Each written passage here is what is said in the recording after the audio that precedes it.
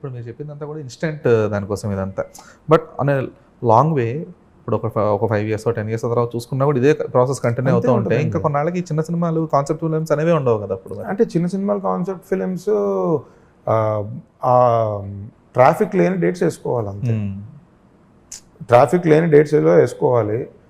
అది హిట్ అయినప్పుడు ఆ ప్రొడ్యూసర్కి ఒక హోల్డ్ వస్తుంది.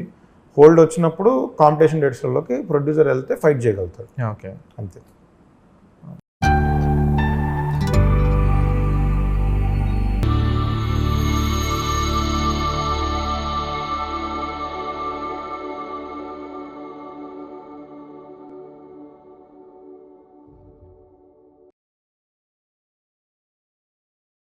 ఈ కైండ్ ఆఫ్ ప్రాసెస్ అనేది ఫ్రమ్ గీతా ఆర్ట్స్ నేను అల్లు అరవింద్ గారు కూడా సేమ్ ప్రాసెస్ ఫాలో అవుతారు. ఇప్పుడు ఈ చిన్న కంటెంట్ బేస్డ్ సినిమాలు నమ్మి తేవాలనే ప్రాసెస్ డెఫినెట్లీ అరవింద్ గారు ఫస్ట్ నుంచి అదే పాలసీలో ఉన్నారు.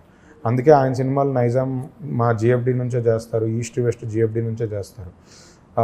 చాలామంది చేస్తారు. సురేష్ బాబు గారికి సొంత ఆఫీసులు ఉన్నాయి. ఇప్పుడు మైత్రి వాళ్ళకి వాళ్ళ కంటెంట్ మీద వాళ్ళకి నమ్మకం ఉంది కాబట్టి మైత్రి నైజాంలో ఆఫీస్ ఉంది. రాజు గారికి నైజాం వైజాగ్లో ఆఫీస్ ఉంది. బికాజ్ వాళ్ళకి వాళ్ళ సినిమా మీద నమ్మకం ఉంది. హిట్ అవుతే గట్టిగా పే ఆఫ్ చేస్తుంది. తేడా పడ్డా రెవెన్యూ లాస్ ఉన్నా ఎవరినో మోసం చేయడమో ఎవరికో నష్టపరచడమో అనేది ఇంటెన్షన్ కాదు.